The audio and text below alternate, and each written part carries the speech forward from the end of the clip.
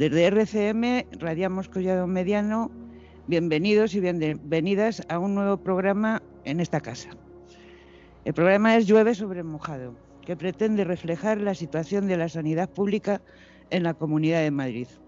Hoy vamos a hablar del COVID-19 y su incidencia en la atención primaria y de la especializada, así como de la situación de la pandemia en nuestra comunidad, de los sanitarios y de los pacientes COVID y no COVID. Y a su vez diremos que en todo esto hay un déficit de derechos humanos en la salud, en lo que estamos viviendo. La pandemia ha demostrado que los recortes sufridos durante tantos años ha llevado tanto a pacientes como a profesionales de la sanidad a una situación en algunos momentos desesperada. Y para hablar de esto tenemos a Marisa, que trabaja en un centro de atención primaria en la zona noroeste y es médica de familia. Y también tenemos a Marisa, a otra Marisa, casualmente, que es médica internista en un hospital público de nuestra zona básica también, de la zona de la Sierra de Guadarrama. Y bueno, íbamos a tener a Rosalía, pero ha tenido un problema y somos una menos. Sobre todo, muchas gracias por venir. Gracias a vosotros. Esto lo hacemos en colaboración, Radiamos Collado con Amnistía Internacional. Pues vamos a empezar con Marisa, médico de familia.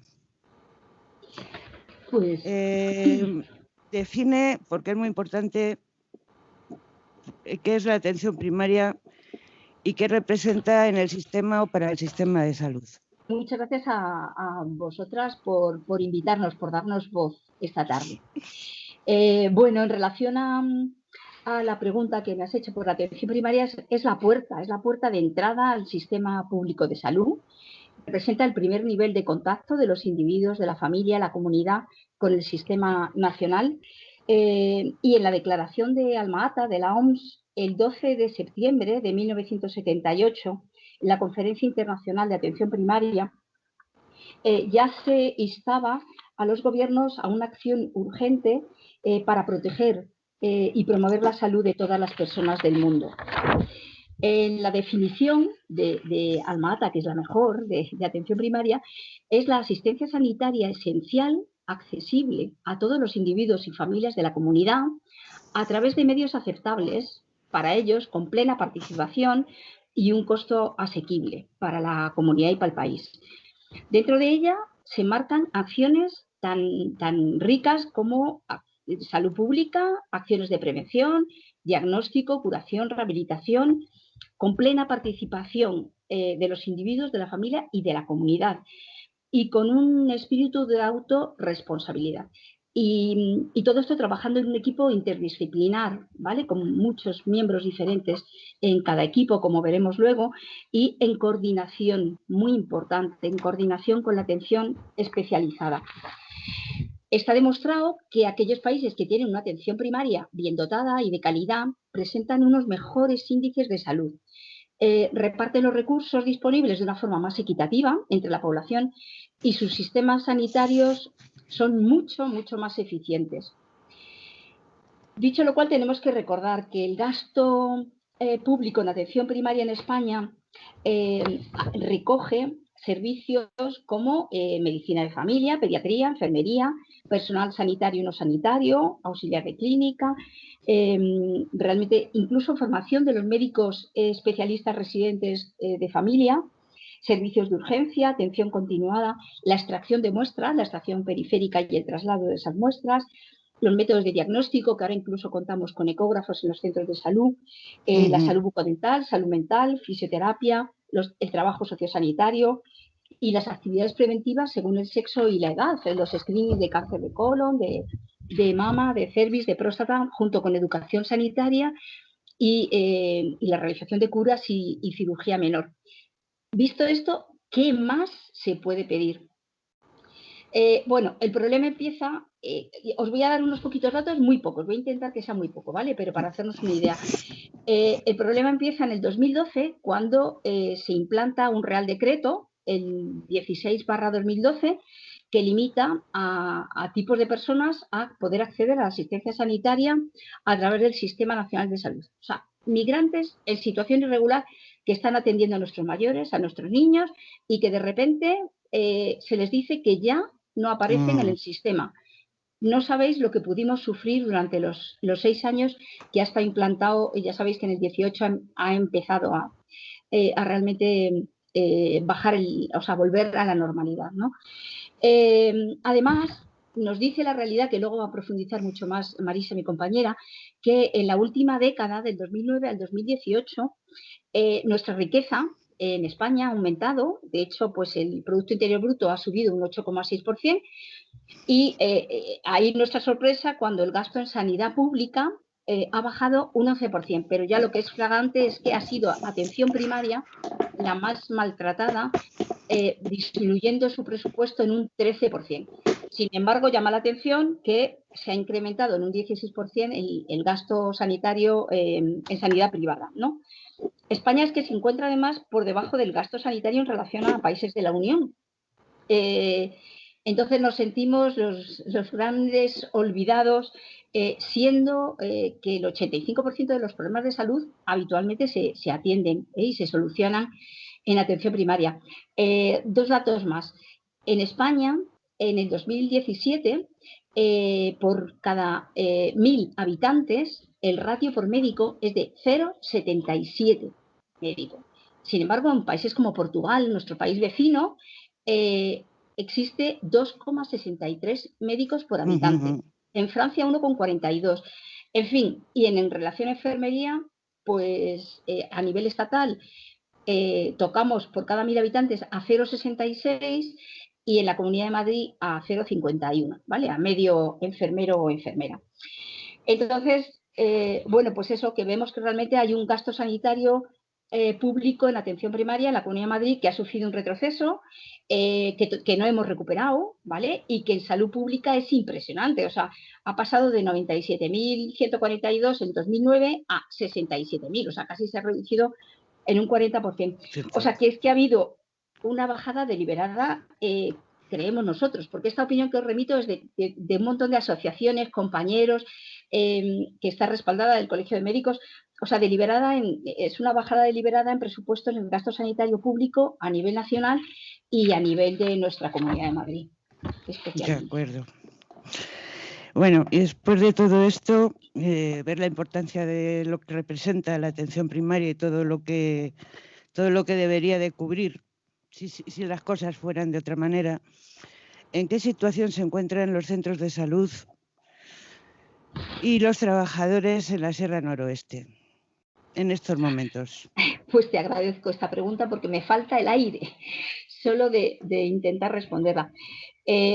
Bueno, pues es una situación de deterioro progresivo de la atención primaria que estamos sufriendo, con falta de profesionales desde hace 15 años, unas condiciones muy pésimas, pero además es que siguen el deterioro. Los empleos son precarios, los contratos pueden llegar a ser de hasta 15 años sin que la gente pueda obtener su plaza en propiedad y, por cierto, se la pueda despedir sin derecho a indemnización. Los sueldos no están acordes al nivel de responsabilidad que tenemos, ni acordes a los otros países de la Unión Europea. Tenemos malos horarios, cambios de turno, y estas condiciones tan precarias en atención primaria hace que haya dejado de ser atractiva para nuestros profesionales y por ello muchísimas plazas se quedan sin cubrir. Imaginaros, sobre esta situación, en marzo del 2020 llega la pandemia, a la que ninguno esperábamos ni para la que estábamos preparados, ¿no? Entonces, bueno, pues a ver, quejas y lamentos. Lamentamos muchísimo que ante esta grave situación de la pandemia el Gobierno de la Comunidad de Madrid no hiciera el esfuerzo extra, que sabemos que es un esfuerzo, el año pasado por fidelizar a los residentes de medicina de familia que acababan y se les ofrecieran unos contratos dignos y por supuesto atractivos, no contratos temporales como se les ofreció, con lo cual muchos prefirieron marcharse a otras comunidades o incluso fuera de España con el dinero que nos había costado formar tan extraordinariamente bien a esos profesionales. Y todo esto es, vamos, señalado por los sindicatos bueno, y otra cosa que me supongo que conoceréis, pero yo creo que muchos usuarios no conocen. Estamos sufriendo además la sobrecarga de que 47 centros del SWAP, que son servicios de urgencias de atención primaria, están cerrados desde el Sí, inicio de la de pandemia. la pandemia. Entonces, ¿qué ocurre? Que la gente a lo mejor están mantenido el centro con un celador que cuando la gente se acerca a las 3 de la mañana, pues le abre la puerta y le dice que no hay personal para atenderle, que se puede ir a un SAR, que son los servicios de atención rural, o al hospital. Con lo cual todo eso os podéis imaginar que es sobrecarga al día siguiente para nosotros y sobre todo para las urgencias del hospital y de los otros servicios de atención rural. Y además es que nos duele muchísimo. Es que esta situación sigue a día de hoy. Siguen cerrados estos centros y no vemos voluntad de buscar una solución. Entonces, bueno, todo esto le puede sumar que además, pues desde la Asociación Madrileña de la Salud Pública se critica la construcción del nuevo hospital de emergencias en Valdebebas con una inversión millonaria que todos ya conocemos, quizá basado en el hospitalocentrismo que anteriormente se pensaba que era la solución a nuestros problemas, cuando los expertos aseguran que tras la primera ola la solución estaba en fortalecer la atención primaria, que es clave para prevenir y frenar la pandemia, por lo que tampoco los trabajadores de atención primaria no podemos entender que la administración se haya cruzado de brazos y nos haya dejado como que esto un poco a la deriva, viendo a ver qué podemos resolver. Además, durante la pandemia se han llegado a cerrar 76 centros de atención primaria. Bueno, cosa que no saben los usuarios lo que nos duele cada vez que nos decían, pues como enferméis uno más, se cierra el centro. Y decíamos, ¿pero qué va a ser de nuestros ciudadanos? Pues se van al otro centro, pero si hay mucha gente que no tiene por qué tener coche, que son mayores. Bueno, eso realmente no lo sé, si nuestros ciudadanos y ciudadanas lo conocen. Y luego, pues también nos duele que la presidenta de la Comunidad de Madrid se comprometió a renovar los contratos de los 10.000 sanitarios, que realmente nunca llegaron a ser tantos, según las fuentes de comisiones, y que al final realmente de todos esos, solo 700 llegaron a acabar en los centros de salud. Entonces, bueno, pues nada, imaginemos por un momento, soñando despiertos, que ese dinero de la construcción de ese hospital de emergencias, que no era necesario, se hubiera destinado a reforzar las plantillas de profesionales, médicos, enfermería, auxiliares administrativos, fisioterapeutas, psicólogos, la matrona, salud pública, los psicólogos, o sea, todo el engranaje que tenemos tan fantástico en la atención primaria, y a contratar rastreadores, porque es que a día de hoy, seguimos, ¿vale? Seguimos sin rastreadores. Creemos que todo esto sí que hubiera sido apostar por la primaria. Entonces, bueno, pues que la pandemia lo único que ha hecho es poner de manifiesto las deficiencias que veníamos arrastrando. O sea, y realmente pues nos ha hecho realmente ver lo vulnerables que somos y la importancia tan grande que tiene la atención primaria. Y tanto. Lo que pasa es que siempre se ha ninguneado la primaria, porque sus orígenes, antes de su inicio, lo que había era un caos, y luego, con el empuje de mucha gente, intentamos dignificar y dotar de derechos y dotar de una serie de a nuestra población, porque era a los que nos debíamos. Entonces, el verlo cuando has estado, o sea, que es que se subió la atención, que estaba, o sea, el tema preventivo, que era súper importante, la visita a domicilio. Yo me pregunto ahora si se puede hacer visita a domicilio. Pues escucha, es obligado cuando así se nos requiere y no hay otra solución porque la persona no se puede desplazar, pero te puedes imaginar que con los recursos tan recortados, que las bajas y vacaciones no se cubren de nuestros sanitarios, pues nos encontramos en una situación muy difícil, pero es que el usuario sigue teniendo derecho a que preservemos y le mimemos y cuidemos de su salud y velemos por ella, pero es realmente complicado. Es muy complicado, yo lo he pensado muchas veces. Bueno, pues nos encontramos ante una atención primaria descapitalizada, sin apenas atención presencial, que eso es un problema, sobre todo para las personas mayores, con profesionales que no se han reforzado, lo que tú has hablado, sin rastreadores. Y yo creo que quizá me hayas contestado a esto. ¿Cómo incide esto en vuestro día a día? Bueno, Pero yo voy realmente, a sí, dime. Sí, vuestro día a día. Te día cuento a mi día día a nivel físico y y mental. psicológico. Ay, no sabes lo que, bueno, lo que os agradecemos estas preguntas, de verdad, porque necesitábamos compartirlo con nuestros ciudadanos y ciudadanas. Pues mira, muy difícil, muy difícil. Vamos, de hecho, hay mucha gente ahora mismo de baja con medicación, con tratamiento, porque se nos hace muy difícil. Los profesionales de atención primaria creo que somos realmente, bueno, como los de la especializada, o sea, somos muy vocacionales. De hecho, estas deficiencias que hemos puesto de manifiesto antes, creemos que no se notaban a fuerza de dejarnos la piel por nuestros pacientes. Pero, a ver, la realidad hoy en día, pues que llegas al centro de salud y te encuentras que tienes unas listas de 60 o 70 pacientes que demandan tu atención, sea presencial o sea telefónica.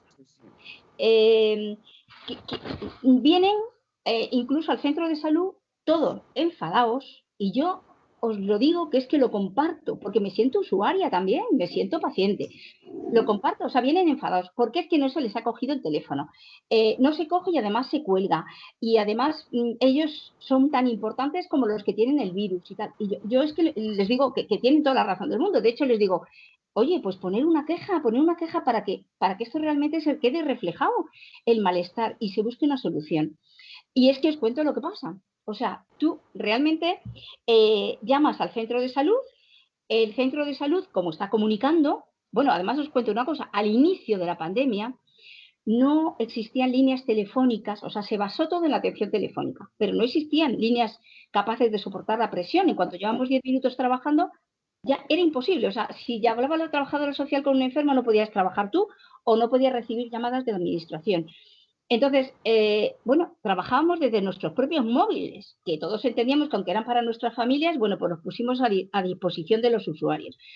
Pero es que lo que no entendemos es tú cuando llamas a una empresa, a cualquiera, te suena una voz agradable que te dice, disculpe las molestias, nuestros usuarios están ocupados, en breves momentos les atenderemos, ¿no? Bueno, pues aquí no, o sea, debe ser la única empresa que no ha contratado ese servicio, con lo cual el paciente llama, y os invito a que llaméis, a los que nos estén escuchando, llamas y se oye que se da la llamada, o sea, como si no hubiera nadie al otro lado del hilo, y de repente se cuelga la llamada. Entonces, yo entiendo la desesperación de los usuarios, pero claro, nosotros imaginaros, estamos con la presión de los 60 o 70, angustiados por los que nos quedaron del día anterior. Viene la gente toda enfadada al centro de salud, y yo ya os digo que es que les doy la razón, pero creo que es un maltrato Sí, a sí, los sí, sí. ciudadanos y ciudadanas. Y es un maltrato a nosotros porque no tenemos por qué la buena relación que tenemos con nuestros pacientes, eh, pues dejarla de tener cuando nos sentimos parte de un sistema que nosotros no han negociado con nosotros para organizarlo.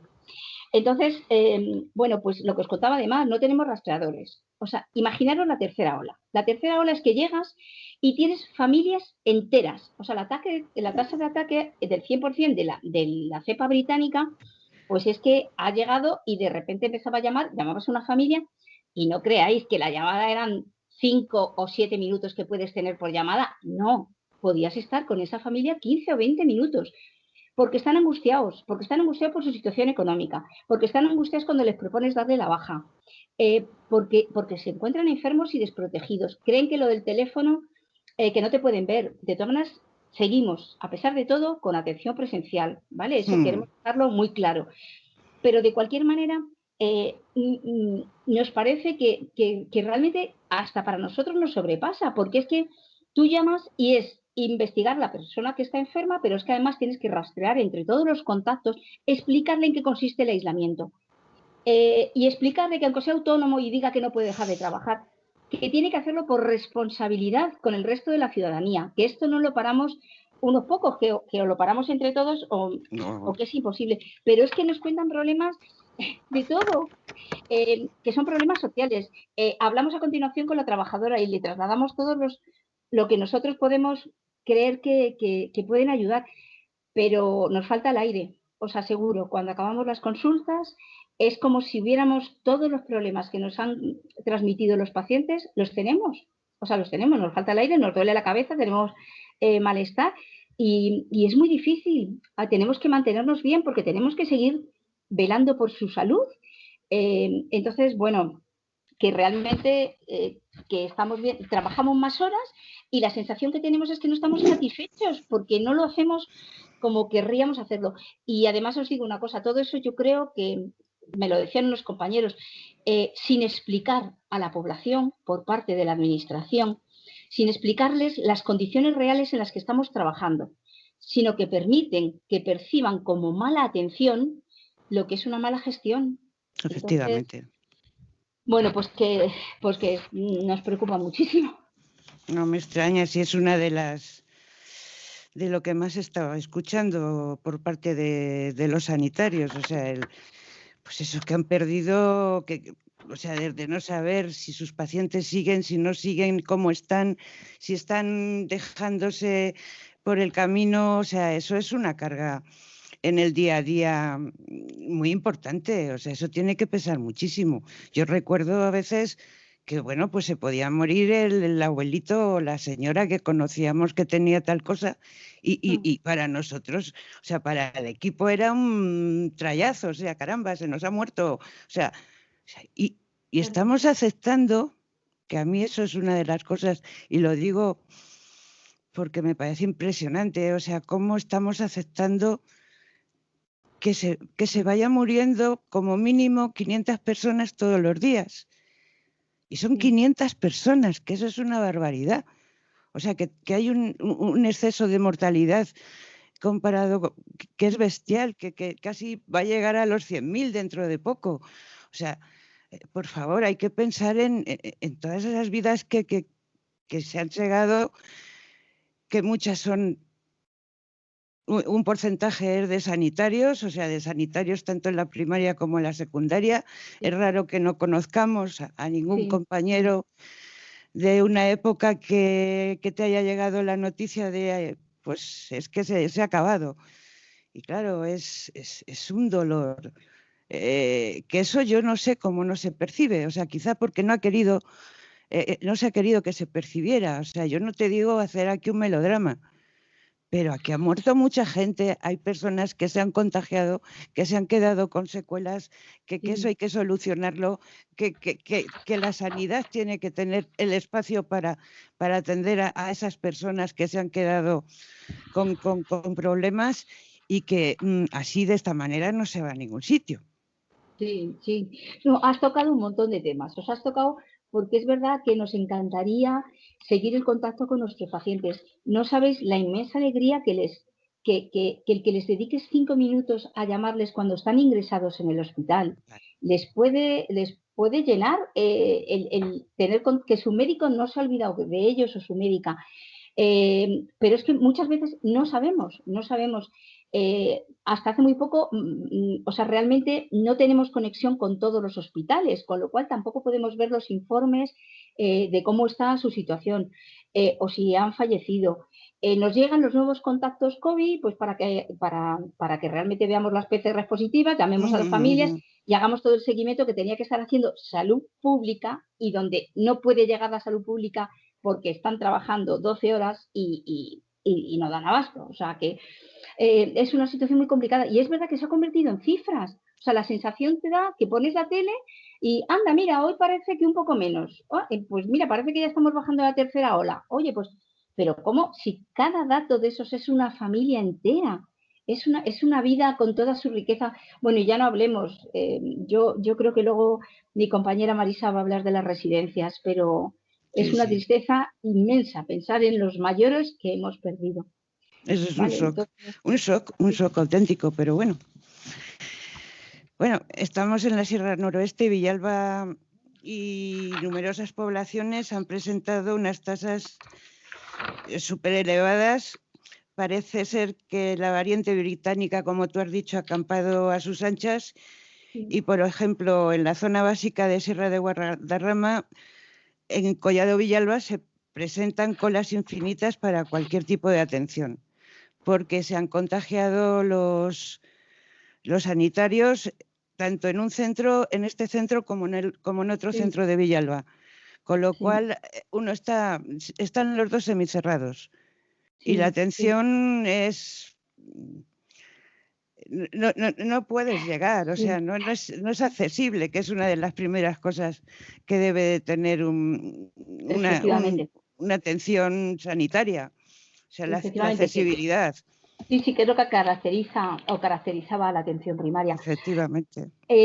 Realmente, sí, de lo que has comentado tú del centro de los Madroños, concretamente, que es Villalba Estación, han tenido que poner atención de 8 a 15 horas presencial en lo que se ha ido pudiendo y por la tarde todo telefónico, porque más del 80% de la plantilla estaban contagiados. Es verdad que el 57%, y yo por lo menos, no sé si mi compañera lo sabrá, tampoco sé todavía por qué el 57% de nuestras coronavirus en Villalba son la cepa británica, pero realmente esto ha complicado todavía más las cosas. Oía una de las investigadoras españolas cómo nos explicaba lo de que la cepa anterior era una llave que necesitabas dar 3 vueltas para abrir y meterse en tu casa, y ahora con una vuelta de la llave ya la tienes dentro. Entonces, claro, aunque el 1% siga siendo los que se ponen gravísimos y tal, no es lo mismo que tengamos afectados a 100 o a 1000 personas, porque son más seguimientos.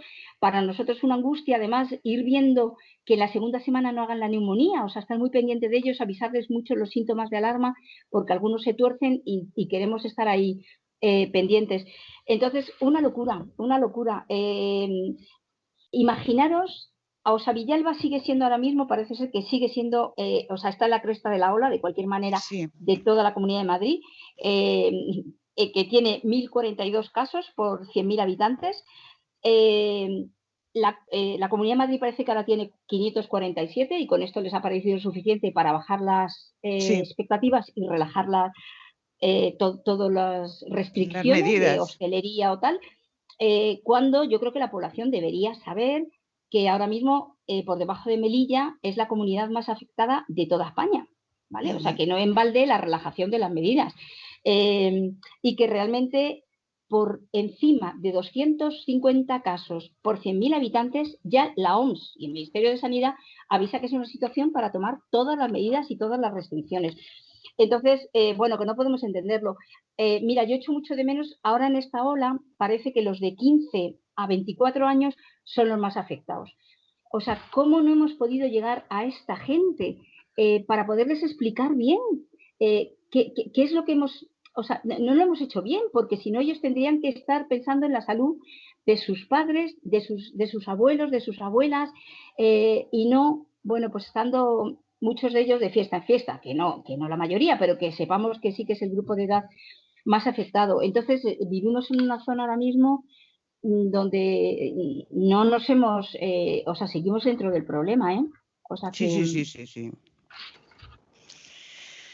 ¿Y cuál es la situación de los pacientes no COVID? Pues, a ver, yo esto os querría decir que para nosotros, transmitirles a nuestros ciudadanos y ciudadanas, porque llegan allí y dicen, a ver, es que ¿qué pasa? Que ahora solo cuentan los enfermos de COVID. Y decimos, no, por Dios. Para nosotros, o sea, hipertensos, diabéticos, gente que se pone malita con un cólico nefrítico, con patologías agudas o crónicas, que pierde peso y nos sospechamos un tumor. ¿Cómo que no? Si siguen siendo nuestros pacientes de toda la vida y a los que que les debemos toda la atención del mundo, siguen contando. O sea, de hecho, nosotros, seguimos con la cartera de servicios. Lo que pasa es que con toda la limitación que lleva todo el tiempo que tenemos que dedicar a la patología COVID, porque por lo que está pasando, pero claro que sí, o sea, que seguimos a la disposición de pacientes y ya nos gustaría más el poder tener un control más presente con ellos con estas patologías crónicas que no son fáciles, ni diabetes, ni hipertensión, ni consumo de alcohol, ni consumo de tabaco. Nada, decirles a nuestros pacientes no COVID y a los COVID que nuestro motor para levantarnos cada día e ir a las consultas siguen siendo ellos. Son nuestros pacientes los que nos sostienen el seguir velando porque ellos sigan cuidando de su salud y que los necesitamos. O sea, que sin ellos realmente no podemos con todo esto. O sea, necesitamos que sigan creyendo en nosotros, con sus miradas por encima de las mascarillas y con su voz cuando hablamos con ellos, y que sigan creyendo que lo hacemos lo mejor que sabemos y que podemos. Yo lo que les pediría para acabar es que no duden en el poder que tienen, el poder que reside en ellos.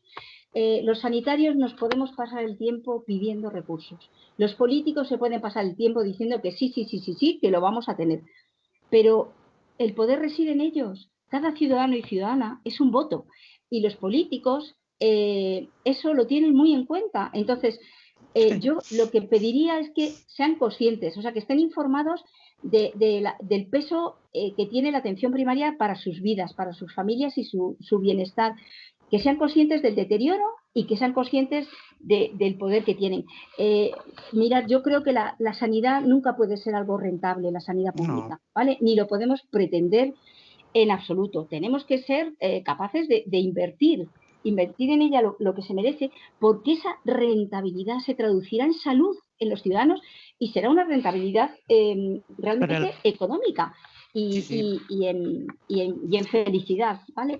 Y ya por último deciros que, por Dios, que luchemos al unísono pidiendo vacunas para todos. No porque nos haya tocado nacer a unos en los países del norte y a otros en los países del sur, tenemos menos derecho a la salud, ¿vale? Igual que empezamos con la declaración de Alma-Ata, tenemos que proteger y promover la salud para todas las personas del mundo. Luchemos porque la vacuna llegue a todos y aumente nuestro presupuesto en cooperación internacional, porque todos estamos metidos en la misma barca. Muchas gracias. Sí, a ti. Y además, si nosotros no lo hacemos en conjunto con... Si no llega a todas las vacunas, si no llega a todos la solución que sea, no podemos estar seguros de que se ha vencido al virus o que se ha atenuado al virus. Totalmente. Por lo tanto, es lo que tú estás diciendo. Y además, prevenir es un ahorro. Sí. O sea, económicamente, haciendo una previsión y llevando, claro, nada es ilimitado. Eso ya lo sabemos, pero el invertir en lo público, que precisamente son los ejes de esta sociedad, es lo fundamental. Y la salud es lo primero, porque sin salud tampoco hay economía. Ahora que estamos dedicándonos únicamente a la economía, así a lo... O sea que muy bien. Estoy totalmente de acuerdo también contigo. Muchas gracias. Bueno, Marisa, la otra Marisa. Hola. Hola. Al igual que en la atención primaria, la pandemia ha provocado que un número de pacientes crónicos no hayan podido ser atendidos. ¿Estáis observando que las enfermedades crónicas llegan más evolucionadas? Pues mira, sí. Lo que podemos decir es que muchos enfermos con patologías crónicas no han podido ser atendidos convenientemente, sobre todo en la primera ola, porque hubo que suspender todas las consultas de todos los pacientes, ¿vale?, en los hospitales. Entonces, aquellos pacientes crónicos graves que necesitaban un seguimiento periódico, ni siquiera al principio, en los meses de marzo y abril, ni siquiera podíamos hacer consulta telefónica, porque estábamos todos implicados en la atención de pacientes ingresados graves, ¿vale? Nos consta que tampoco en la atención primaria pudieron atenderles, ¿vale?, por esta saturación. Y entonces en medicina interna, en reumatología, en neumología, pudimos empezar las consultas telefónicas a partir de mayo aproximadamente, ¿vale? Pacientes HIV, con enfermedades infecciosas, y sí que objetivamos claramente casos de muy mal control de enfermedades crónicas, ¿vale?, o que habían evolucionado a más, incluso teníamos que recomendar el ingreso hospitalario, ¿vale? Entonces fue un poco lío porque hubo que habilitar en los hospitales claramente entradas y salidas de pacientes COVID por un lado y de pacientes no COVID por otro, ¿vale? Y además, tristemente, cuando terminó la primera ola, pues allá por mayo, junio, empezamos a respirar un poquito, empezamos a ver pacientes totalmente nuevos que no habían pedido atención en ningún momento, ni a primaria ni a hospitalaria, ¿vale? Que llegaban con patologías en estadios muy avanzados, sobre todo tumores, ¿vale? O sea, cánceres gástricos, intestinales, pulmonares. Entonces, bueno, la verdad es que muy duro, porque esto vino a ser como de repente otra bofetada más después de un momento muy crítico que habíamos pasado, ¿no? Sí, sí. ¿Y cómo ha afectado a las personas mayores que han sido duramente golpeadas en esta pandemia durante el confinamiento, simplemente a nivel cognitivo y a nivel funcional? Porque claro, han estado los pobres que mantenerse un poco centrados tiene que ser muy complicado. Bueno, eso está claro. En pacientes mayores, sobre todo con deterioros, bueno, sin deterioro incluso, pero personas mayores, ha habido mucha afectación, ¿vale? Por un lado, por la falta de socialización, de contactos con otros seres, bueno, ha habido muchos casos de depresión, falta de motivación, que implicaba casos de pseudodemencia y de abandono de su aseo personal, bueno, falta de memoria que iba increciendo, ¿vale?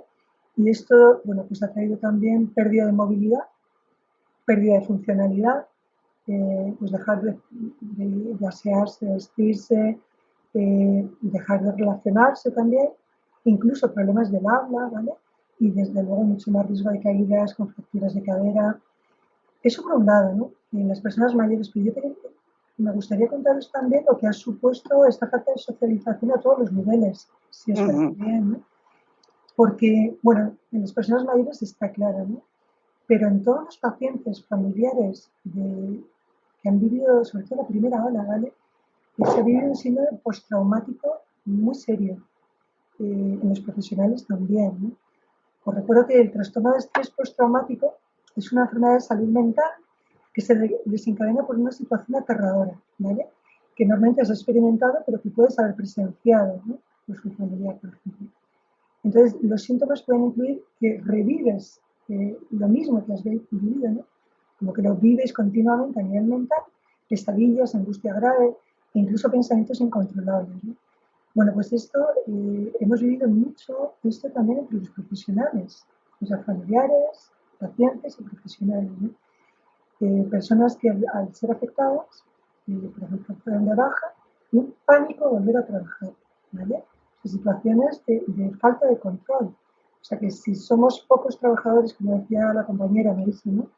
Que ha habido muchas bajas, que no se han cubierto bajas, que no se han cubierto, bueno, vacaciones, no pudimos irnos de vacaciones hasta súper tarde. De hecho, es la primera vez en la historia que las vacaciones van a prolongarse durante el 2021, las del 2020, porque no hubo, ¿no? Entonces, ahí también decir que esta falta de socialización, o sea, ha llegado, en la primera ola sobre todo, entre los profesionales ha sido una cosa tremenda, porque se juntaron varios factores, ¿vale? Por un lado, el miedo al contagio a familiares. O sea, tú ibas a exponerte a un sitio de alto riesgo, que no se sabía muy bien al principio, si os acordáis, mascarilla, doble mascarilla, no había equipos de protección individual, ¿vale? Entonces, ¿qué hacíamos? Muchos profesionales, pues teníamos pánico a pegar pues, el coronavirus a nuestras familias, ¿vale? Entonces ha habido un exilio a otras viviendas, ya sea una caravana a la puerta de tu casa, véase centros de religiosos que han sido habilitados durante los primeros 2 meses para poder estar cerca del hospital. Se habilitó, por ejemplo, un centro de maristas en San Lorenzo del Escorial, tenía gente desde el Hospital de Guadarrama, de Fanfría, del Hospital del Escorial, ¿vale? Para todo tipo de sanitarios. Pero es que no solo el miedo al contagio, o sea, la soledad. O sea, trabajamos tanto O sea que pasamos de 60 a 70 horas a la semana de trabajo a 90 horas. O sea, no teníamos ni tiempo para interiorizar ni siquiera cómo nos sentíamos, ¿vale? Esto, y a esto se añade un duelo personal y colectivo, ¿vale? Muchos de nosotros hemos vivido muertes al día de personas totalmente solas, ¿vale? Si os hacéis la vida, nosotros vamos de trabajo como internista en un hospital, ¿vale? Entonces teníamos una guardia de 24 horas, pues más o menos un fallecimiento por guardia, ¿vale? De pacientes ingresados graves. Hemos llegado a tener 8, 10 éxitos en una guardia, cosa que es durísima porque lo veías venir y eras la última persona que estabas acompañando junto con el enfermero o la enfermera de la planta, ¿vale? De este paciente. Y entonces, bueno, horrible. O sea, una situación que esto supone un duelo a todos los niveles, porque somos personas, los profesionales somos personas y tenemos también nuestro límite, ¿no? Entonces, de hecho, nosotros de urgencia habilitamos un protocolo de cuidados paliativos inminentes, ¿no? Cuando veíamos que una situación estaba con un pronóstico infausto, habilitamos un servicio para que pudiera venir un familiar a despedirse, por lo menos un familiar, pero había que dotarle de equipo de protección individual, cosa que nosotros tampoco teníamos, ¿no? Entonces, eso por un lado. Luego habilitamos a través de los trabajadores sociales del hospital un sistema de tablets para poner en contacto a los pacientes con sus familias. Bueno, o sea, todo ese duelo personal colectivo, bueno, nos ha llevado también a situaciones límites que yo no se las recomiendo absolutamente a ningún profesional sanitario en ninguna parte del mundo, ¿no? Que es una situación límite tipo guerra, ¿no? De toma de decisiones muy terribles, que eso influye mucho y va a pasar factura, ¿eh? Lo que ha pasado como parte ética, por así decirlo, va a pasar factura y va a tener unos años de recomposición personal y colectiva de todo el colectivo sanitario, ¿vale? Decisiones terribles, por ejemplo, falta de materiales, de máquinas de oxígeno, por ejemplo, alto flujo o ventiladores, y que tenías que tomar la decisión, me bajo esta persona a la UBI o me bajo esta otra, solo tengo una cama disponible, o solo tengo un aparato, o solo puedo hacer esto. Jamás esto no se debería tolerar, ¿vale? Entonces, por eso decimos que el tema de la gestión, vale, la primera ola nos pidió a todos a contrapié, pero se tenía que haber aprendido de la primera ola para poner medios, como hemos dicho, ¿no? En fin, y ya para qué hablar, lo habéis comentado antes, ¿no? Muchos sanitarios han sufrido COVID, en principio 123.600 sanitarios, ¿vale? Con 90 fallecidos, y por tanto nos sale una reivindicación totalmente lógica, y es que se ha considerado enfermedad profesional para los sanitarios, ¿vale? Sí. No de contingencia común, ¿vale? Porque una enfermedad profesional implica un seguimiento, implica una reparación de secuelas, y eso tendría que ser de por sí. Se está negociando ahora en el Congreso de los Diputados, ¿vale? Varios sindicatos de sanitarios están solicitando, ¿no? Y luego, por último, esta soledad, esta falta, no poder socializar. A los sanitarios nos ha llevado al extremo de la altura, ¿no? Sobre todo con una insatisfacción hacia el sistema y hacia las autoridades, porque veíamos que es que tomaban decisiones sin tener en cuenta en absoluto la opinión de los profesionales. Sobre todo, digo, tras la primera ola, porque antes es verdad que a todo el mundo nos pilló, bueno, sin estar preparados. Pero después de la primera ola, en julio, por ejemplo, os cuento, los servicios de medicina preventiva del país se reunieron, hicieron una carta con medidas preventivas para una segunda ola, como por ejemplo cómo había que habilitar el número de rastreadores, cómo implementarlo en cada comunidad según la población, cómo hacerlo, dónde estaban los fallos del sistema, cómo implementar la atención primaria, los test rápidos pronto en primaria, porque estábamos solo viendo la punta del iceberg en la primera ola y había que detectar la base, cuántas personas están contagiadas para no llegar tarde, por así decirlo, ¿no? Bueno, no se hizo ni caso a ninguna de estas recomendaciones. Solo debo decir que a partir de un congreso que hubo nacional sobre COVID en septiembre, se empezó a hacer grupos de trabajo y algo de caso se nos ha hecho, ¿no? Bueno, luego si queréis hablamos más de esta insatisfacción. No, nadie. Bueno, aunque la COVID-19 es una enfermedad aguda, ¿existen casos de síndrome de COVID-19? Sí, es lo que llamamos el síndrome post-COVID, ¿vale? Después del COVID. Y bueno, hoy en día parece que son como secuelas, al menos temporales, en algunos pacientes, ¿vale? Bueno, os voy a contar un poquito de qué tipo de secuelas, ¿vale?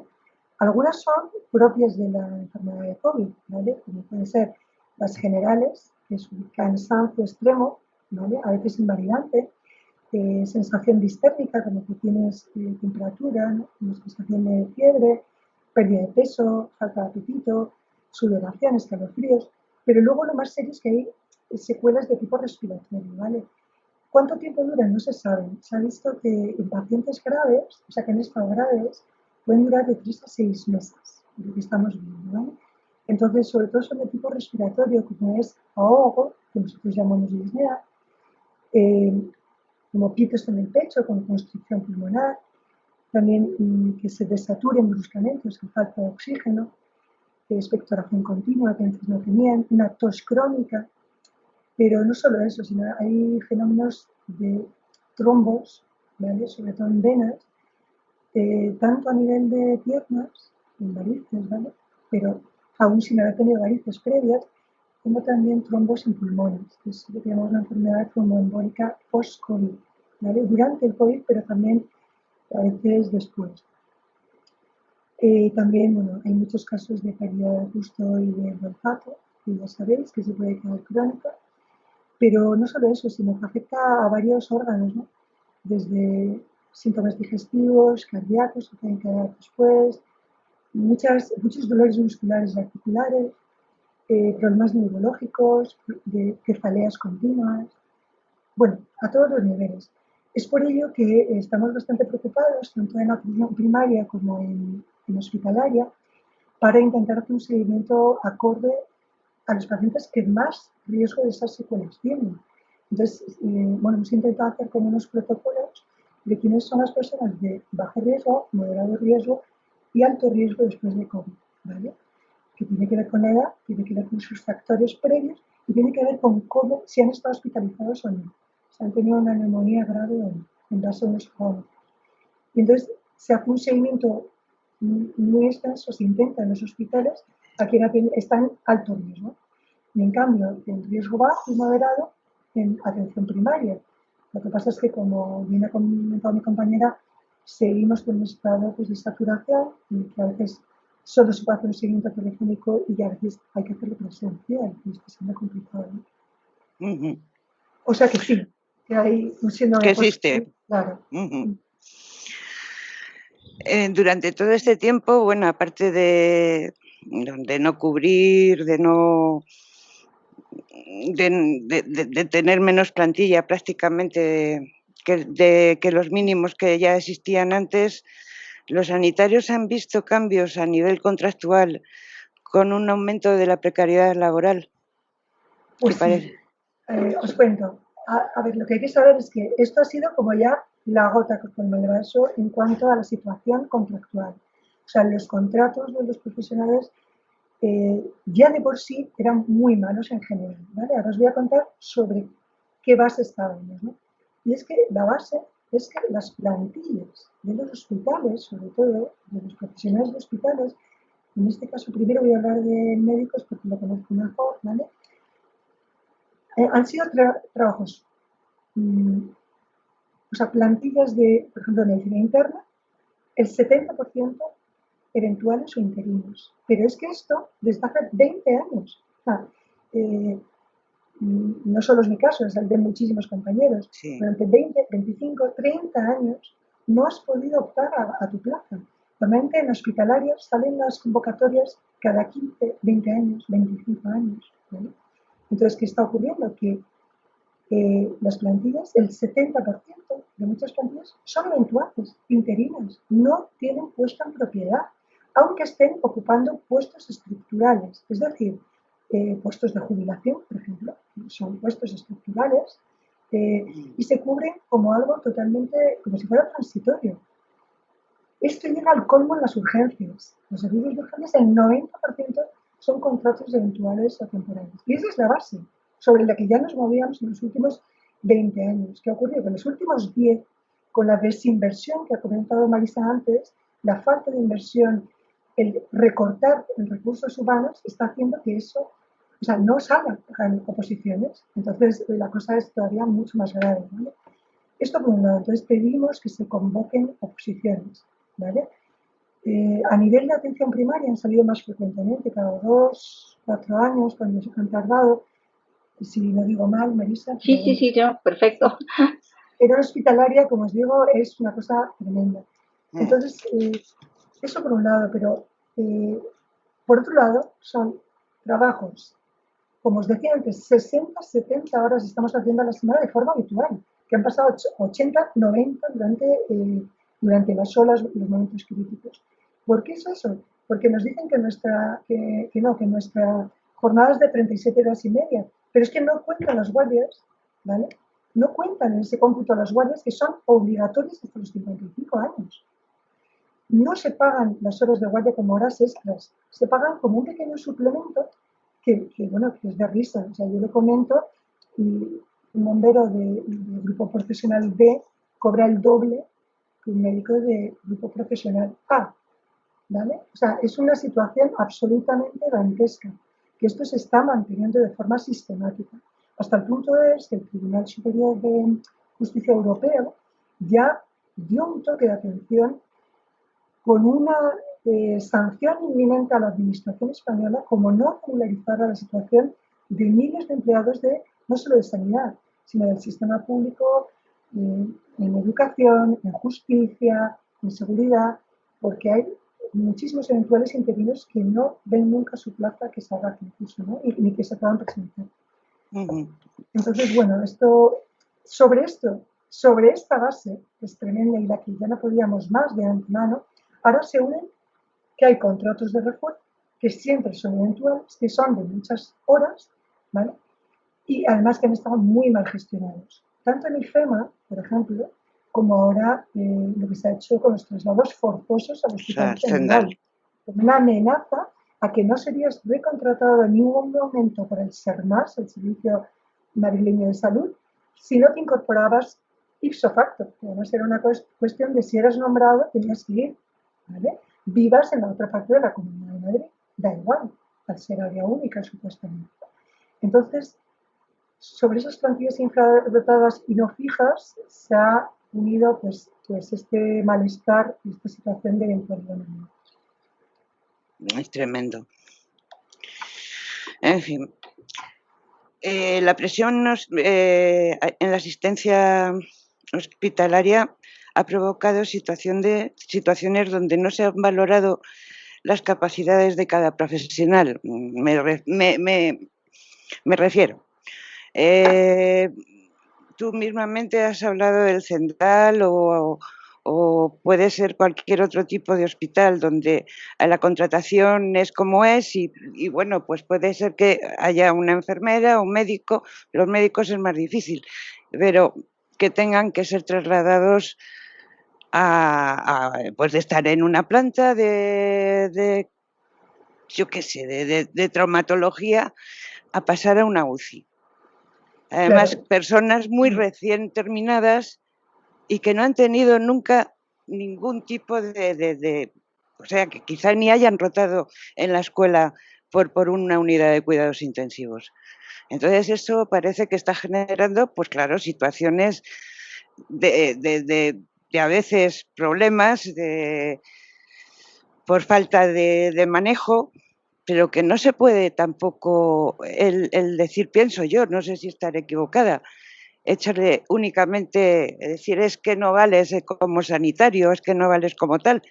Es que hay que gestionar las cosas y no se puede dejar como en algunos hospitales que tenemos cerca, que no haya nadie antiguo en toda una unidad de cuidados intensivos, que nos han llegado a contar personas que llevaban la más antigua a lo mejor 15 días en esa unidad. O sea, una unidad de cuidados intensivos es una cosa muy, muy, muy gorda. O sea, como para que alguien, o sea, y además como para que la persona que está ahí trabajando, terminé desquiciada porque, claro, o sea, todos nos damos cuenta de hasta dónde llegamos. Y eso es otro doble como castigo hacia los profesionales, porque yo no lo entiendo. Claro, a ver, en este país el sistema MIR para la formación de residentes siempre es un sistema tutelado que va con responsabilidades increciendo, ¿vale? Es una cosa lógica y normal. Bueno, aquí lo normal y el sentido común pues, realmente ha faltado. Una cosa ha sido la primera ola, que como bien digo, a todo el mundo nos pilló totalmente desbancados, ¿vale? Entonces, de tal manera que hubo que cerrar muchos servicios no esenciales, como son las consultas pues, desde cardiología, traumatología, oftalmología, y esos profesionales pasaron a echar una mano a los que estábamos en primera línea, como eran médicos internistas, neumólogos, intensivistas o anestesistas, ¿no? Entonces nos tenían que echar una mano como pudieran porque es que no dábamos abasto. Entonces, ¿qué pasó? Que muchas personas se tuvieron que ver neumonías y todo cuando no era su especialidad. Eso se puede entender porque es como una situación de guerra, por así decirlo. Lo que no tiene sentido y lo que, como bien has comentado, crea una enorme frustración es que cuando decides hacer un hospital de emergencias sin dotar de recursos humanos reales, sino que los quitas de los hospitales que están funcionando bien, eso es prácticamente imposible organizar adecuadamente. De tal manera que, ¿qué ha pasado? En el Hospital General se ha llevado a personas con contratos de refuerzo, en primer lugar, que no podrían negarse en el momento, ¿vale? Entonces, estos contratos de refuerzo son los últimos que se han hecho. Entonces, primero, personas con menos experiencia, ¿vale? En general, ayudar pacientes graves o tomar decisiones, porque no hay que olvidarlo, la medicina es algo que también la experiencia clínica hace muchísimo. Entonces, no es lo mismo ser un médico senior, es decir, haber pasado tus 20 años, 30 años de experiencia a recién haber terminado tu especialidad, ¿no? Y entonces, y faltaban también personas que dirigieran esos equipos. Entonces se ponía como a dirigir cuando no tenía recursos. Eso produce enorme frustración, ¿vale? Muchos profesionales que estaban muy bien preparados, pero que hubieran necesitado ese tutelaje, por así decirlo, esa progresión, como se hace en otros países de Europa. Que, o sea, en Gran Bretaña, cuando estuve allí, pues un junior, tenía luego un senior, y un advanced, o sea, iba progresando de tal manera que eso además era reconocido públicamente y económicamente, cosa que en este país no se ha hecho hasta el 2017, en que se ha habilitado la carrera de profesión solo para fijos, hay que decir. O sea, más del 70% de las plantillas ni siquiera reconocidas, ¿vale? O sea que esto pues, realmente ha llevado a mayor frustración a los profesionales que están en primera línea en hospitales. Bueno, los profesionales sanitarios se han visto expuestos públicamente, llegando a cuestionar nuestros conceptos y nuestra ética por parte de la ciudadanía. O sea, esto es, se vuelven los aplausos, terminan los aplausos y entonces ya empezamos a cuestionar. Y a lo mejor lo que habría que cuestionar, no sé si os parecerá a las dos, es cómo somos de responsables y cómo hemos percibido la situación de emergencia y la situación de peligro real para nosotros y para todos los que tenemos alrededor en nuestra sociedad, porque es que yo a lo mejor es que no lo veo de una forma muy crítica, no sé qué os parece, pero a mí me parece que es que esto ya no es una cuestión de que no se hayan hecho unas buenas campañas, el que no se hayan hecho una serie de cosas, bueno, vale, pero o sea, simplemente el boca a boca y el saber que tienes casos a tu alrededor y lo que está sucediendo, debería de haber. A mí el miedo no me gusta meter miedo a nadie, pero por lo menos el tener una prevención, el decir, hombre, caramba, es que esto me puede pasar a mí y si yo no me protejo, no solamente me va a pasar a mí, sino que va a pasarle a los demás. O sea, una solidaridad mínima. Sí, mira, a mí me da mucho, o sea, me parece muy interesante esta pregunta, ¿no? O sea, cómo los profesionales sanitarios nos hemos visto expuestos públicamente, ¿no? Incluso hemos sido cuestionados.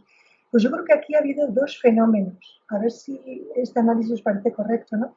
Después de darle vueltas, yo creo que por un lado, primero, los sanitarios hemos estado tan cansados, tan dedicados a nuestros pacientes en cuerpo y alma, que esa parte vivencial, experiencial, no la hemos podido exponer públicamente, ¿vale? Hasta muy tarde. Entonces, ¿qué ocurría? Que cuando, por ejemplo, todos los aplausos, que yo creo que ha sido, de verdad, o sea, yo lo agradezco infinitamente y quiero desde aquí dar gracias a todos los que se ponían en nuestra piel y querían acompañarnos de alguna manera a los pacientes, a sus familiares y a los profesionales que estábamos ahí. Quiero darles las gracias, ¿no? Porque esto nos daba coraje para levantarnos cuando no podíamos más, ¿no? Eso cabe decirlo, pero creo que no hemos podido hablar de ese duelo, de esas muertes, de lo que hemos vivido en primera persona. Solo nuestros familiares más cercanos, la gente con la que hemos pasado tiempo más en complicidad, por así decirlo, quien lo ha sufrido, realmente ha sido realmente consciente de lo que esto ha supuesto, ¿vale? Entonces, bueno, pues yo creo que por un lado que no hemos podido comunicar por falta de posibilidad, ¿vale? Y luego yo creo que ha habido, bueno, en este sentido, ha habido ataques a sanitarios por miedo al contagio que han sido absolutamente idas mentales, que afortunadamente han sido minoría, pero como pintadas en los coches, en las casas de sanitarios, en los ascensores, para que se fueran de la casa. Eso afortunadamente ha sido lo menos, ¿vale? Pero yo creo que no hemos podido comunicar bien por falta de tiempo o espacio. Entonces, ¿quién comunicaba? Los medios, que lo hacían lo mejor que podían, ¿vale? Pero se ha convertido en números, como bien decíais antes, no en vidas reales. Y eso es un enorme problema, porque somos humanos. Necesitamos haber tocado para sentirnos cerca de la piel del otro, ¿no? Eso por un lado. Pero yo creo que hay, de verdad, un segundo fenómeno, por lo que hemos sido expuestos públicamente y se ha llegado a cuestionar conceptos, y es porque muchas autoridades no han seguido criterios sanitarios, criterios de especialistas, criterios que estábamos diciendo o de la OMS o de otras entidades, o como os decía antes, de salud pública, ¿vale? Entonces, se han decretado confinamientos de municipios en base a un índice acumulado de más de 500, pero de repente se ha desconfinado con cifras mucho más altas de 500, ¿no? Como decíamos antes, por encima de 500 es de alto riesgo, por encima de 250 sigue siendo de riesgo. Entonces, esa aleatoriedad en las medidas, un ayuntamiento decía, pues cierro la zona, por ejemplo, aquí en la comarca de la Barranca, Cerceil y el puerto de Navacerrada, pero dejo los bares y las cafeterías del pueblo de Navacerrada abiertos. Pero vamos a ver, si es que es mucho más probable que te contagies por la falta de separación, de distancia en una cafetería o aunque sea al aire libre, me da igual, en una terraza, que caminando por la barranca donde hay mucho más espacio. Bueno, pues nadie sabía dar razón de por qué está cerrada. O, bueno, desde luego lo que se ha comentado del toque de queda o las horas de cierre de hostelería, bueno, en Madrid pues ya es que no tiene nombre. Pero esto lleva a que esta variabilidad ha llevado a no creer en el Estado. Y yo creo que parte del negacionismo que estamos viviendo tiene que ver con esa desacreditación de las autoridades sanitarias y de los criterios sanitarios, porque no se han basado en lo científicamente probado. Entonces, me parece de enormes consecuencias y creo que tendríamos que tomar un poquito las riendas en este sentido, basarnos en que esas medidas de las autoridades tengan que ver con criterios de salud, ¿vale? Efectivamente. Y no con otros criterios para que todo el mundo hiciera cosas coherentes. Sí, sí. Que es lo que se necesita, además, un poquito de coherencia. Pues ya yo creo que el pastel es, háblanos de las residencias, de nuestros mayores en las residencias. sobre todo en la primera ola, pero la primera ola ha durado hasta antes de ayer, casi. Sí, a ver, bueno, la situación, como sabéis, ha sido tremenda en las residencias, ¿vale? Porque ese exceso de mortalidad del que hablábamos, de más de 81.000 muertes, si contabilizamos desde marzo del año pasado a febrero de este año, ¿vale? Según el registro MOMO, Sí. ¿vale? Que es el sistema de monitorización de mortalidad diaria. O sea, más de 81.600 muertes, ¿vale? Ese exceso se ha cebado en las residencias, ¿vale? Sí me gustaría comentar, ya no como sanitaria de atención hospitalizada, sino que, bueno, al estar en Amnistía Internacional, quería comentaros que va a salir un informe muy riguroso sobre este tema. Lo que pasa es que no podemos adelantar datos y cifras porque va a salir ya, se va a publicar esta semana. Entonces sí que, bueno, quería a todos nuestros oyentes pues decirles que estén muy pendientes de las redes sociales de todo tipo, porque se van a hacer actos frente a centros de salud. Esta campaña que está realizando Amnistía Internacional en torno a las residencias y centros de salud de atención primaria quiere llamar la atención que tras una investigación muy rigurosa esto no se puede volver a repetir, que en realidad ha habido dos pandemias, la pandemia COVID y la pandemia por una gestión sanitaria deficiente en los últimos 20 años, pero que se ha visto todavía empeorada en los últimos 12 años, ¿vale? Entonces, se ha vulnerado el derecho a la salud, que es un derecho humano básico y universal, ¿vale? Y ha situado la atención primaria entre el desmantelamiento y el abandono, como bien decía la compañera Marisa de atención primaria. Entonces, bueno, pues que todos los que nos puedan oír y seguir estén muy pendientes de esta campaña que se llama La Otra Pandemia, y que, bueno, pueden ver también la campaña GIF Sanidad, que se sacó en noviembre del 2020, o otro informe muy intenso, muy interesante, que se llama La Década Perdida, con respecto a estos últimos 10 años perdidos, ¿vale? De Amnistía Internacional. Entonces, quería comentaros eso un poquito, y no puedo deciros más de la residencia. Bueno, pero es otra cosita que tenemos ahí y aquí. ¿Y cómo ha sido la mujer? Siempre está en medio de todas estas cosas y además, como somos más mujeres que somos de mayoría, pues... Pues mira, sí, me encanta esta pregunta, un poquito, ¿qué ha pasado con las mujeres, ¿no? Durante este tiempo de la pandemia. Pues muchas gracias por hacerlo, además, ante el 8M que está aquí, pero es que es una situación crónica, o sea, que esto tenemos que saberlo, ¿no?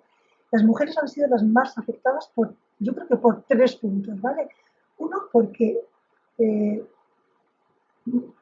los sanitarios, la gran mayoría son mujeres. O sea, la sanidad está feminizada. O sea, el 90% de los enfermeros, enfermeras de este país son mujeres. El 60, el 70% de los médicos, mujeres. Entonces, ¿qué ha pasado? Que muchas enfermas sanitarias, muchos sanitarios han caído enfermos por COVID y además, las que no han caído por COVID han seguido trabajando fuera de casa, ¿vale?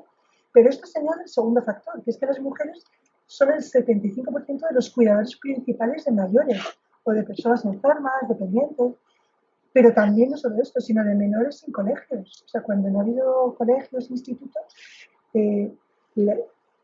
las mujeres, tanto las que trabajan fuera, como digo, como sanitarias, como las que no, han estado al pie del cañón, ¿no? Y luego, en este sentido, el tercer punto que a mí me parece que hay que llamar la atención con el tema de mujeres es que se ha disparado la violencia de género, ¿vale? Durante la pandemia. Entonces, por poner un ejemplo cercano, ¿no? Las empleadas de hogar. El 99% son mujeres, entonces no podían ir a los domicilios y esa era la fuente de los ingresos. Esto ha supuesto un aumento de la siniestralidad y del riesgo para sus hijas, porque si había un problema económico y encima se deterioran las relaciones, pues ya la tensión ha sido máxima, ¿vale? Y esto se ha añadido a que no podían ser atendidas en la atención primaria, incluso en urgencias. O sea, nosotros ponemos un parte de lesiones ante el juez cuando sospechamos que ha habido un delito con lesiones, pero si no hay lesiones físicas, pues es complicado poner un parte de lesiones. Entonces quería llamar la atención sobre este tema de violencia de género que me parece sangrante. Marisa, sí que es verdad, ¿eh? Nosotros sí hemos seguido haciendo partes de lesiones, ¿eh? De gente que ha venido por sus parejas o exparejas con signos de violencia física que eran objetivables y en otros casos no, pero sí es realmente ha sido un problema tremendo y que lo seguirá siendo por la situación económica que arrastramos. Claro, eso es. Sí, las llamadas al 016 aumentaron un 1000% en plena oleada gorda. Y ahora me supongo que estará lo mismo. Sí parece que los feminicidios han bajado, ¿no? O eso nos están diciendo. Pero el maltrato psicológico, el maltrato físico ha aumentado durante todo este tiempo y la mujer se ha visto...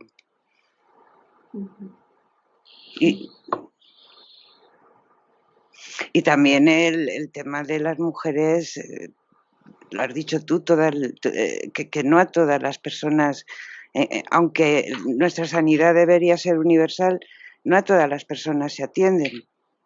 Si no tienen papeles y si no tienen un no sé qué, y como todo va ligado, parece que esto es un bucle. Entonces todas esas personas o les atiende una ONG o hay personas también pues que ven la situación y hacen lo que pueden, porque claro, también está el ordenador en todas partes, que es el que está cortando el bacalao. Perdonadme vamos, yo creo que he compartido algún paciente, de hecho, con Marisa también. O sea, recuerdo una paciente boliviana con un tumor cerebral que le extirpan, recidiva, y en ese momento sale el Real Decreto y esa persona desaparece de los papeles. No, que no se piensen los ciudadanos que les hemos abandonado, porque ya nos hemos buscado la manera especializada y primaria para que esos pacientes seguían siendo pacientes que contaban para nosotros y con mucho dolor intentar explicarles que no éramos partidarios ni partícipes de esto, o sea que sí. Sí, ese ejemplo que me comentas, o otros muchos, ¿no? He tenido pacientes, una paciente que ya no sé qué de un linfoma, que necesitaba un tratamiento quimioterápico y que por ser inmigrante se decía que no se accedía a ello, tuve que llamar al gerente de mi hospital porque en pleno momento del Real Decreto se dijo que no se podía atender, que si no nos bajaban los sueldos a los sanitarios. Se atendía, unas cosas. Entonces, hasta que eso se ha podido movilizar y se ha vuelto, menos mal, a poderles atender, pues afortunadamente bien. Pero es verdad que durante la pandemia, como ha habido tanto retraso en el tema de los papeles, porque mucho del sistema también organizativo general, como es la tesorería de la seguridad social, en fin, muchos sistemas tenían retrasos, pues había pacientes que o venían a urgencias o no eran atendidos porque no tenían posibilidad. Entonces, esto se ha cebado con mujeres inmigrantes, sobre todo en estas situaciones extremas, como decíamos, pues de más violencia interna, ¿no? Entonces, sí, esto hay que llamar la atención sobre eso porque hace todavía más desigual el sistema sanitario, ¿no? Efectivamente. Y más desigual a las mujeres también. Pues, ¿queréis añadir algo? Bueno, decir lo mismo que ha comentado mi compañera, un llamamiento a los ciudadanos, ¿vale? Que, a ver, cualquier cambio de estructural que queramos hacer una sociedad más humana, más justa, tiene que pasar porque los servicios públicos sean de calidad. Desde luego, la sanidad y la educación, la justicia también, son pilares de nuestro sistema de bienestar, que nos ha costado años y a nuestros padres y a nuestros abuelos nos está costando años y generaciones sacar adelante, ¿no?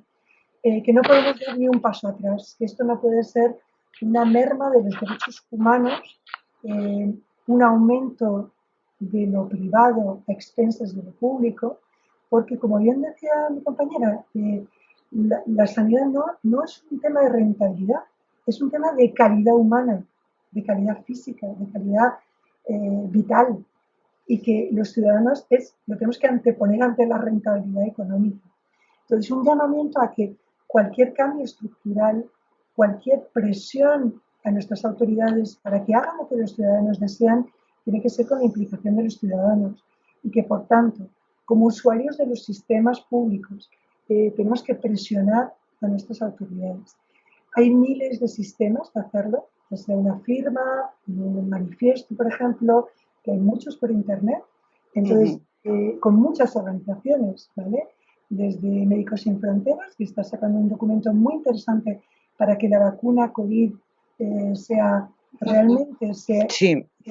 plantee sin patentes en el mundo entero, pero no solo Médicos Sin Fronteras, desde luego desde Amnistía Internacional, que está funcionando muy fuerte en nuestra comarca. Amnistía Internacional Villalba recoge todos los pueblos, más o menos 20-25 pueblos, hasta llegar a Colmenar por un lado y hasta llegar a Torrelodones por otro, ¿vale? Quien se quiera sumar a Amnistía Internacional, que somos activistas voluntarios, que participamos en campañas como esta de sanidad o de la vacuna COVID, que también vamos a salir a la calle, como os digo, en esta semana para la campaña La Otra Pandemia, que tiene que ver con atención primaria específicamente y con residencias, para pedir cambios. Y en concreto vamos a pedir vamos a exigir desde Amnistía Internacional estas 4 cosas, ¿no?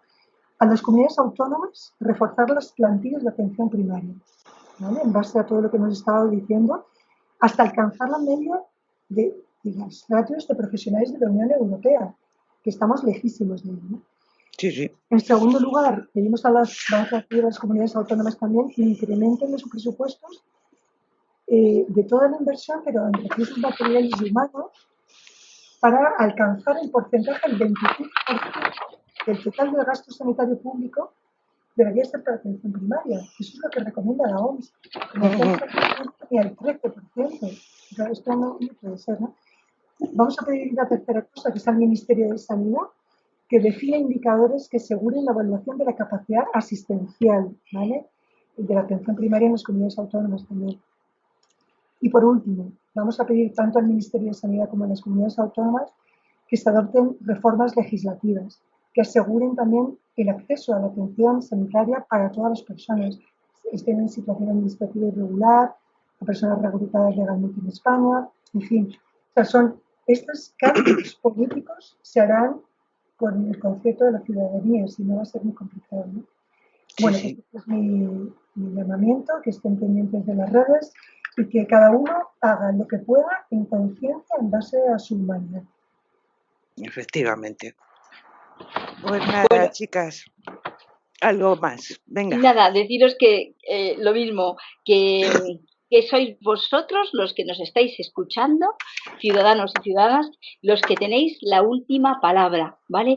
Mirar cómo es nuestra sanidad, cómo ha sido y del potencial que tenemos, y mirar a Estados Unidos, cómo ahora van a intentar seguir construyendo, pero lo que les está costando, lo que les va a costar una de las grandes potencias mundiales. O sea, que es que nosotros lo tenemos, lo hemos acariciado y no podemos dejar que se derrumbe, ¿vale? Que contamos con todos vosotros.